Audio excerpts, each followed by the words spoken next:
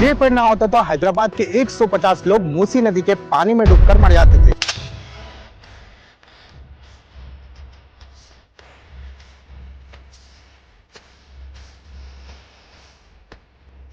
Exactly आज ही के दिन 28 सितंबर 1908 के दिन हैदराबाद की मूसी नदी ने एक ऐसी तबाही की जो कि हैदराबाद को तहस महस कर दिया।